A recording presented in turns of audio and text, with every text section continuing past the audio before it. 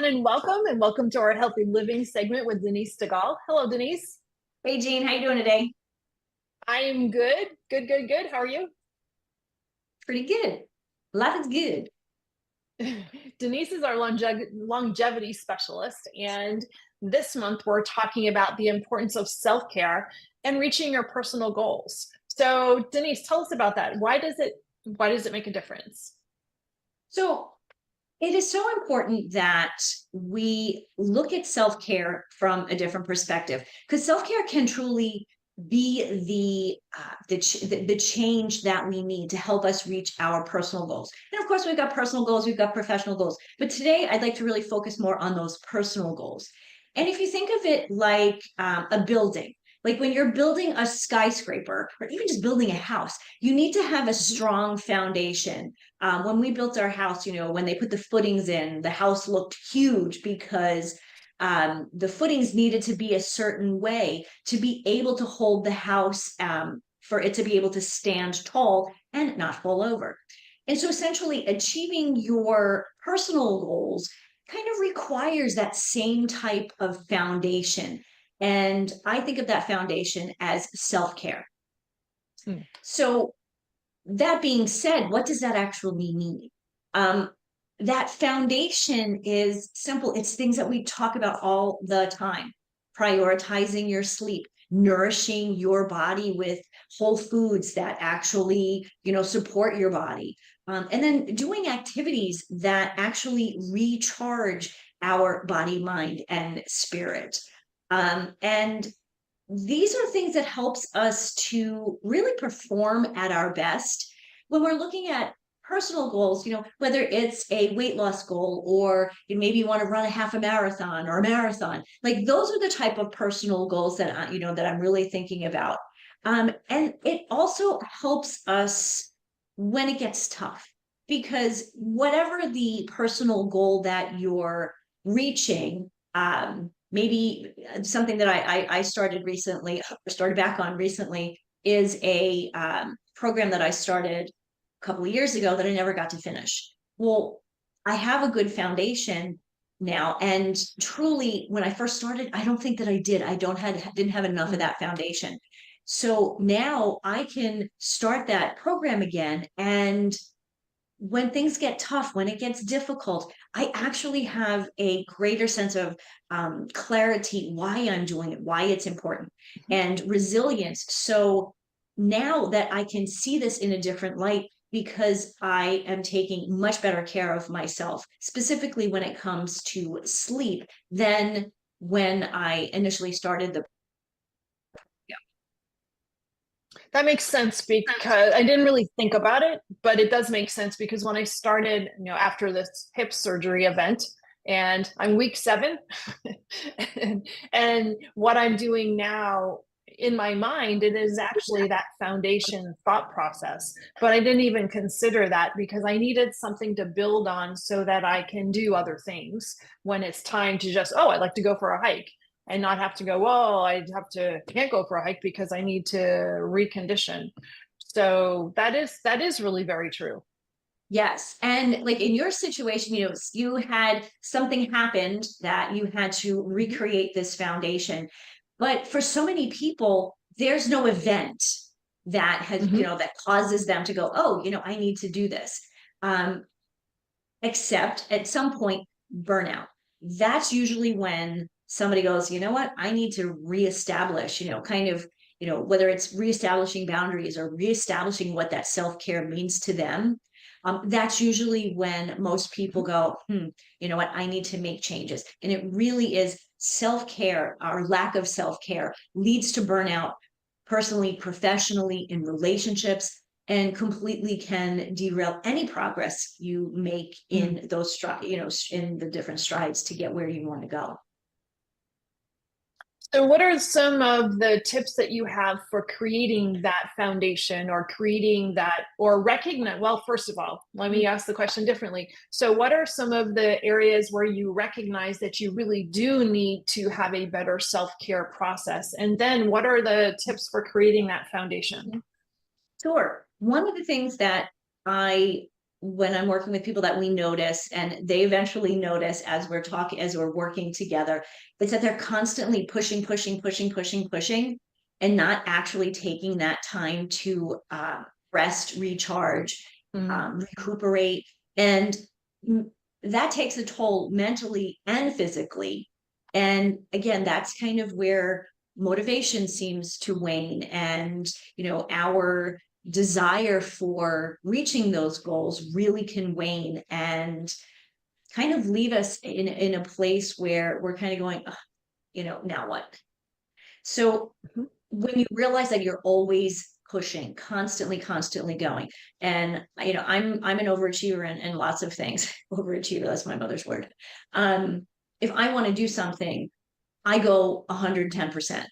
Well, some days going 110% is fine, but doing it 110% every day, every week, every month, there is, body breaks down emotionally, and mentally. There's just not enough capacity. So when you feel exhausted, that is really a time, hopefully before you get exhausted, but when you get to that point, that's a time to step back and go, ooh, you know what? I really need to make some change. In the interim, for people who are going, oh yeah, I do tend to, burn the candle at both ends. This is a time right now to recognize that and to start prioritizing your sleep, your relaxation. Sleep and relaxation don't necessarily mean the same thing. And so for me, that's number one. Once you notice that, it's what is, then looking at your schedule. Why are you pushing so hard? Is there a deadline? Is it a set deadline, or is it something you can, slowly move? Obviously with goals, we want them to be timely, but we also have control of the timeline, right? Realistic. Absolutely. I think with sustaining or creating a pace. So once you realize that, that you're pushing too much, or you're doing that 110%, it's really important to step back and really figure out what is a sustainable pace to reach that. Again, this works with that timely, reasonable time frame to accomplish a goal. And sometimes, honestly, you just need to take a break. Like I did with this course, it was intense. I had just finished a different course, and I just could not get my brain really around it. And so that was important. Sometimes you do just need to take a break, whether it's 15 minutes, a week, in my case, a couple of years. I knew it was something that I would get back to, but it also, this is really important, it wasn't a priority. And so that's another piece of this self-care, is what are the things that are actually a priority in reaching those goals? Because sometimes we set a goal, we're like, it's a laudable goal. But if it's really not that important, urgent, then it's okay to step back. So again, I think the self-care piece that I think is really important is slowing down, getting your rest, and really focusing on what it is that you want to accomplish, why, and then kind of come up with a time frame. I like that. So some of the points that you've mentioned that for me, I don't know that self-care is such an overused word or term, right? And so self-care can be, well, you haven't mentioned one thing I expected you to mention that you always mention is eat real foods. Absolutely. But that is part of the self-care that should be obvious without having to identify or define. But some of the things that you mentioned aren't necessarily things that I would have put into a self-care category, but they're really important. And you had said, just as a to circle it back, or for everybody, you had said sleep and the importance of sleep. And you've talked about that in the past with circadian rhythm as well. So you said sleep and your relaxation. That's never in a self-care topic, how important that is. and managing your schedule management, and looking at your deadlines and prioritizing your goals and your activities and making sure that they're realistic and sustainable. I think Zero the to hero every sustainability, day doesn't work. absolutely. You know, and you know, you make a point, you're a hero of your own story, right? In your own Oh, life. yeah. So, but the hero, you know what, you know, during, you know, the hero sometimes takes breaks too. You know, he needs to eat, he needs to sleep, or she needs to eat, she needs to sleep. She needs to sleep. You know, and if you're watching, you know, a heroic TV program, guess what? What happens between like episodes? They relax, you know, or they take their breaks. I don't know. I've got superheroes in my head all of a sudden. Well, thanks, Denise. These are super great tips, but also easy to wrap your head around and easy to implement. So I appreciate that. Thank you. Thank you so much. Hello, everyone. This is Jean Gallagher, Discover Rising Tides, and I want to just take a moment to talk about my friend, Denise Stegall. I am honored to call her as a friend, and I'm so grateful that she gives us her insight during our shows, each show, and talks about healthy living, eating real food. You hear Denise say, eat real food a lot. Well, she means it, and she knows what she's talking about. She is an amazing healthy living coach, curator at Living Healthy List. And if you ever have any questions about what is real food, why does it matter, how does that apply to me, how do I change, what do I need to do, how do I even create a healthy living shopping list, make sure that you call her. She is your healthy living coach, and you can find her at healthylivinglist.com. Hello, everyone, and welcome to Discover Rising Tides, How the Outside Makes the Inside Better. My name is Jean Gallagher, and I'm excited to be here with this week's guest, Courtney Farr. Hi, Courtney. How are you? Hi, can you hear me okay? I sure can. Thanks. So, Courtney, before we get started, give us a little bit of a background, a little bit of your background and your bio, and then we can get started. Okay, great. So my name is Courtney Farr. I'm a family practice nurse practitioner. I came, I'm from this area, from San Luis Obispo area. I grew up in Templeton when I was a little girl, and I founded a company called House Calls Mobile, which is a virtual doctor's visit. And I invented the virtual stethoscope, which plugs into your smartphone or tablet, like a regular stethoscope, and otoscope, that is the doctor's tool that looks in your ears, so you can have a complete virtual physical exam. I kind of created that out of I noticed that there was a need living in a rural area for better access to medical care. And I can tell you a little bit more about that later, about how my mom was sick with cancer, and we didn't really have access to medical care when I was a little girl. So I felt like that was a real something that really needed to be done. Well, let's talk about that. So how did that affect you, or how did that affect your mom when you were living rurally? Yeah, so when I was a little girl, my parents, we lived in a town called Templeton, which has about 800 people in it when I was a little girl, and there was just one stoplight in town, and just my dad was a school teacher, and there's only about 800 people in town, so there wasn't really any work for available for him as a school teacher. So he started doing odd jobs, digging trenches with his backhoe. And we were kind of having difficulty making ends meet with his side jobs. And so my mom found a lump in her breast, and she called her mom, who lived in Ohio, and she said, have a lump in my breast. And her mom said, oh, it's nothing, I have one there too. So she ignored it. Ends up they actually both ended up having breast cancer. Wow. And my mom delayed a little bit too long, so that when they ended up discovering it, it was kind of too late. And it was back in the 80s, when there wasn't a lot of medicine, wasn't as advanced for breast cancer care either. and so, but she ended up having it for about 13 years. And towards the end, I ended up being her caregiver when I was about 15 when she passed away.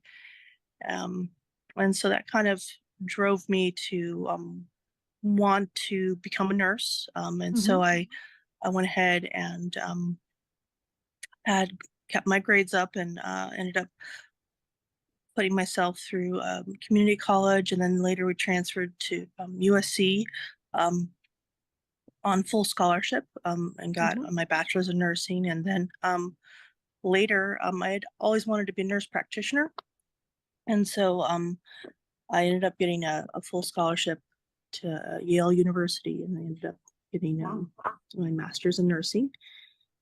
And so then after I graduated, I worked in an underserved area for a while in Washington, D.C., and really felt like, again, access to care was a really big difficulty. Not everybody was able to get access to medical care. In urban areas too, low income part of the urban area, again, people delay because they can't afford medical care, and they delay going to see their doctor when they have a problem, and they end up waiting too long, and ends up becoming a bigger problem. And so that's when I kind of felt like there was a need for better access to medical care. And then I thought, well, everyone has a phone. Everyone, they might not have a home or a roof over the head, but everyone has a phone. And even when I would volunteer in third world countries, everyone has a phone. And so I thought, well, gee, and this was pre-pandemic. Why can't we just create a medical visit through your phone with a virtual medical exam?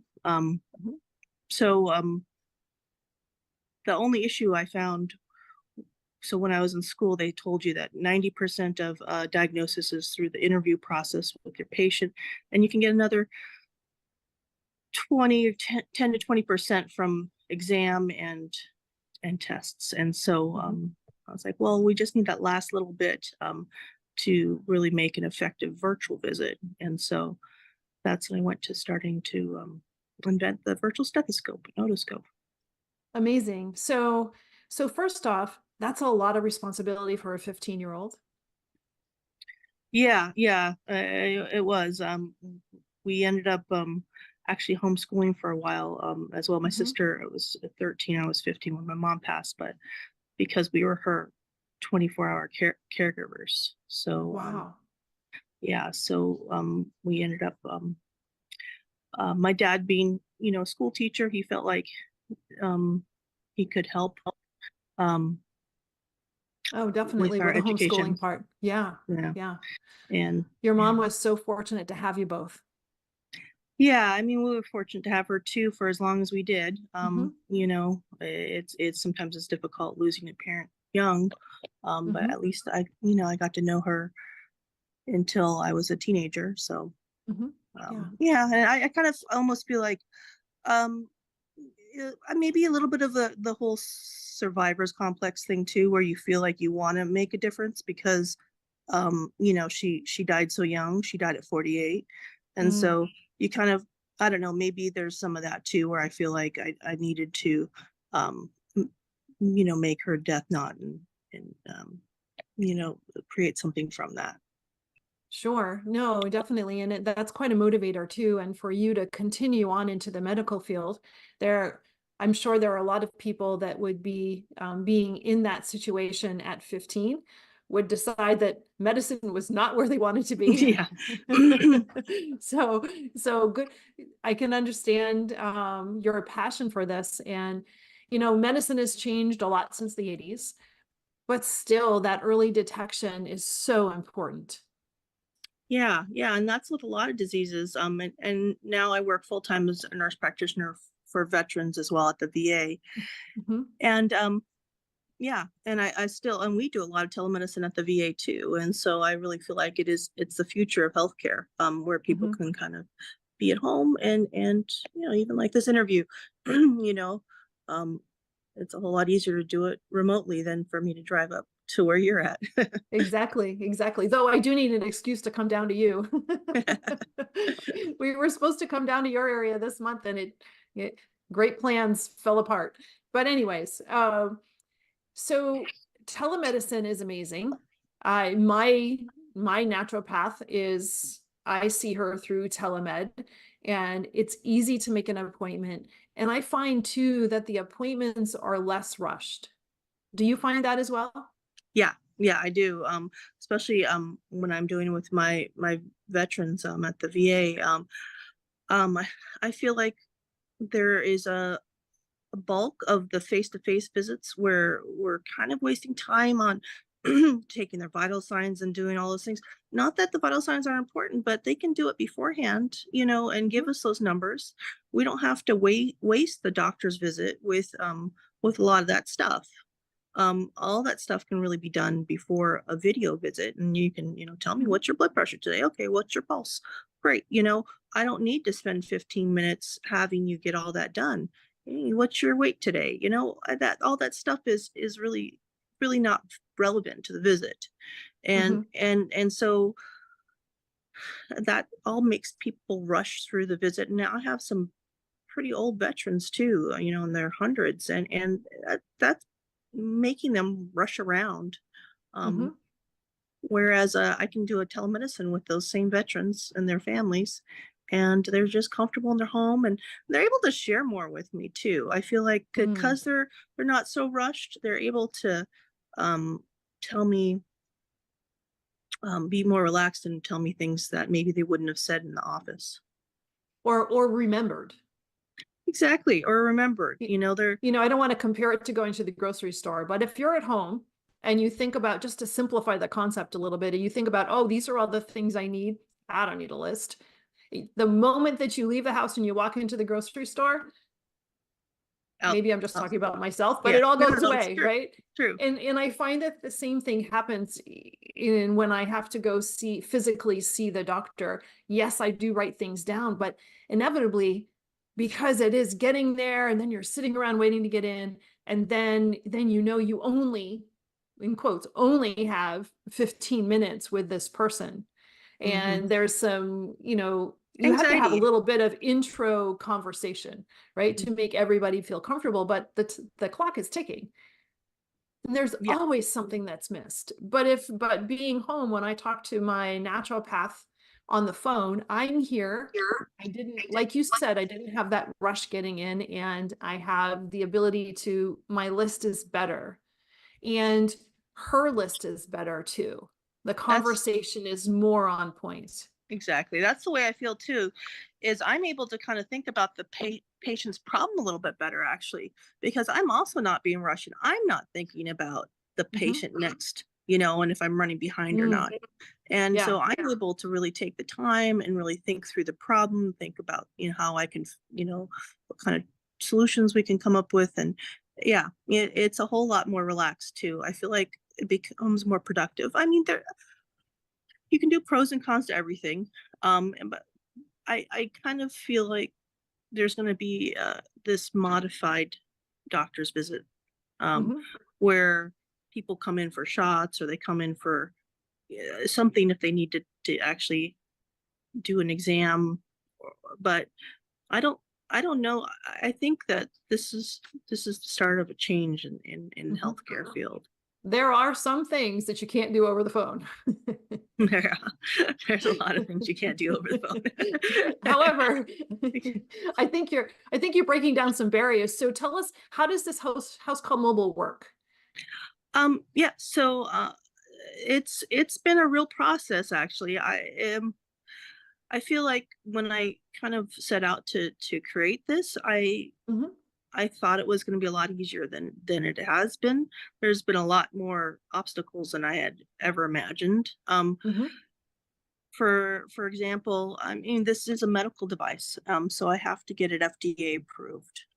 Right. And with that comes a lot of tests that have to be done. Also, just the whole R&D process. Making a device that's functional. Yeah, it's not it's not as easy as it sounds. There's been we had to create a high and low frequency filter on the stethoscope so that any noises that we get from your clothing is reduced, Mhm. and we can just get the hard sounds and the long sounds. And so I ended up hiring an engineer who's actually in Pakistan, and we've Mm. been doing all of our R&D, just also because, I mean, he has a PhD in electrical engineering. He's super smart, but somebody I couldn't afford here in the States, to be honest with you, Mhm. Mhm. just because I had looked at people like him in the States, and it's just, yeah, I mean, it's like hiring a lawyer. You know, they were Mhm. really expensive. Mm. So he's um really talented, and so we've been working together on that process, and then I've had to hire app developer to create the app. um, Mhm. um, I'm still we're still working out some of the kinks on the app, but we have a app for the Apple device, house calls Mhm. mobile, and then we have working on the Android version of it. So how uh, does it work? So the so a couple of the questions are in my head. How does the device itself work, and how does the device get to the patients? yeah, okay, yeah, so we mail the device to the patients. Mhm. It's, again, so we're still in the R&D process, so Mhm. we don't actually we haven't we have a wait list right now, but we're not actually selling them yet to patients. But Mhm. basically, we mail one to the patient. They can either buy it or it can be part of a subscription plan if they join like a telemedicine subscription. And Mhm. then it goes for about $65 a unit. So we're trying to keep it reasonable for medical So device. it's really accessible. Yeah, and that's been a Mhm. really important thing for me, to make sure it's accessible, so that it's not just for certain people. Mhm. And then we um, so then we mail it to the patient, and then the patient will book a visit, just like you would book an Uber ride. And Mhm. so they can book it through the app or the computer, or the website. I just booked a meeting with my doctor on the app today. It's so convenient. Yeah, exactly. And so then you basically you have your scheduled appointment, kind of like you and I scheduled our Zoom appointment Mhm. for this. You just, click on the link when it's time for your visit, and then we just tell them what's going on. My baby's got an earache, or I've got toothache, or I've got some sinus congestion, or whatever.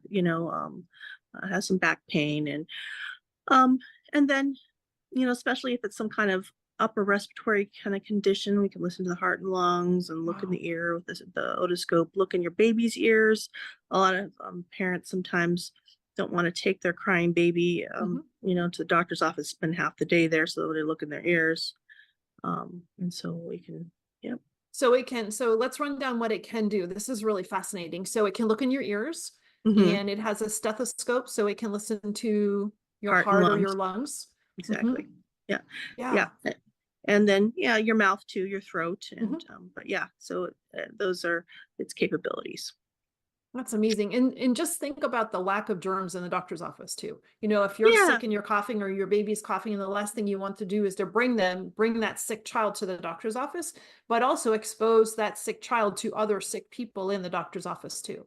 yeah, exactly. And you know, gee, you could do that before you go to work and see whether or not your baby has an ear infection. You can pick up the antibiotic, on your way out the door. And Mhm. nowadays, I think you can even have that stuff delivered. That's true. That's true. So this is really fascinating, and I commend you for working through the trouble and doing the hard work Yeah, of thank getting you. this done. And I feel like, and when I start getting frustrated with everything, I remind myself that I feel like it's really going to be an important thing for a lot of people, Mhm. and it's very important for me to try to keep the cost down and doing all the R&D on my own, rather than once you get big companies involved, it starts getting to become big price tag. R&D Mhm. costs, they put that money onto the device, and then it'll end up becoming more and more expensive for the consumer. I don't want that. I Mhm. don't want another $300 stethoscope out there. That's not Mhm. helping anybody. Nobody's going to be able to afford that. Um, but on average, we've done a lot of surveys, and $65 seems to be an affordable option for people. And how are you imagining it being used? Obviously, what we're talking about is somebody at home and having the device and having an interaction with their doctor. But you also mentioned low income. Is there other applications that you're considering for this? Yeah, so I mean, when I kind of first conceptualized this, I always thought, hey, we could drop these into disaster areas. Those crates like that FEMA sends out when there's Mm. hurricanes and things like that. Again, the reporters and the comm is up during those disasters, but sometimes people just don't have access to medical care. So you might not be able to get the doctors in there, but you can get some medical devices in there and some iPads, and you can do some remote visits with patients, even though maybe the doctors in New York or somewhere else. They Mhm. can do a FEMA, disaster triage remotely. Um, That's and really fascinating. Yeah, and the same thing with any, developing country. Again, the post office, you can mail things just about anywhere, you know. Mhm. So you can end up sending it who knows where, Mhm. for people to get. Um, my app developers in India, like I said, my stethoscope developers in Pakistan, both of them feel real passion for that because the communities they live in, they see it every day, and all the people in those communities could use better access to care, medical care, um, quality medical care. Not Mhm. just your Sure. country veterinarian is looking at you. Mhm. So what a wonderful way to honor your mom. Yeah, I mean, I'm trying, and I keep that in the back of my head too. Is I'm just again, it's real easy to get complacent and just be like, whatever, I don't have to do this. It takes a lot of time and money out of my own, life, and Mhm. but at the end of the day, it keeps pushing me forward is because I want to, create something for her and in her remembrance, and that's what's driven me, all these years, getting myself through those schools, and so we didn't have any money for school, so I had to put myself through. So I remind myself that, and I And feel you like didn't go small either. no, yeah, I didn't. Well, only just Yale. No big deal. Yeah, yeah, somehow got there. Yeah, yeah, and I mean, there's a bit of a kind of also a feeling like I need to pay back for those opportunities that I was given as well. Mhm. That not everybody gets, and appreciate that I was given that opportunity. But I also feel like I have a commitment to do something for the community because of it. That's fantastic. And so you're working with veterans and then you're also working as a nurse practitioner outside of the VA as well too, correct? Which is the house calls mobile. Yeah, that's Okay, that. Yeah, perfect. so I can do virtual visits through that as well. Mhm. But my full-time job, yeah, I work at the As at the VA. VA. Yeah. And so how do you, with everything that's going on, your full-time job and then managing this project, how do you take care of Courtney? Yeah. So my husband and I, we love to travel. We love to explore. I really feel like you learn more about the world around you if you go and see it, Mhm. leave your couch and see what's going on. And I love volunteering in other countries, and I've volunteered Thailand and Africa, and um, the hill tribes villages of Thailand, when I was actually a student nurse. We Wow. went there during a public health about 10 of us went there, Mhm. and we provided medical care to the refugees by the Burmese border. In this, it was a school for girls that were being rescued from the prostitution trade, because Wow. their parents couldn't afford them, so they were selling them to prostitution trade. So instead, there was this lady that would save the girls and bring them to this school and educate them. And then when we went, we were a bunch of nurses there. People were coming from, like, walking for 10 hours with their babies with fevers, and Mm. just to get medical care, because again, had no access to medical care. And so we just give them simple things like Tylenol, and ended up saving those babies' lives, bringing their temperatures down. Just because Amazing. those just basic, cooling techniques. He had already lost, I think, one or two other children from that same fever, because Wow. they tend to swaddle their children when they're sick, and that was the wrong thing to do, because the fever just kept going up. So Especially in a really warm climate like that. yeah. And so then fast forward 10 years, and I came back as a nurse practitioner, with some of the same people, and they had started a whole little clinic in that because of us, uh, and a lot of, like, Peace Corps people had helped develop this little clinic inside the school, inside the girls' school, and volunteers had been manning it. And so we came back, and then we were, providing them medical care in the little clinic up there in the Hill Tribe villages. And yeah, and it really made me realize how just one simple thing, one small thing, us going there for like a week when we were nursing students, changed the whole trajectory. And those girls that we met back then, they became nurses. Like, 3 of them went Wow. to nursing school. Yeah. They Isn't that came amazing? back, and they were caring for their community in that clinic that they made afterwards. Isn't that So, amazing? So many lives you touched. so it's amazing how just a small thing can impact so many people. And so I really do believe it's important to leave home and see what other parts of the world are like, and you know really see how other people live in different communities, and yeah, it's really amazing. And to be able to do it like you did, you didn't just visit as a tourist, you made a difference. Yeah, I mean, that was a real unique experience, and I really do feel like I learned a lot too, just about different communities, and yeah, and the same thing also.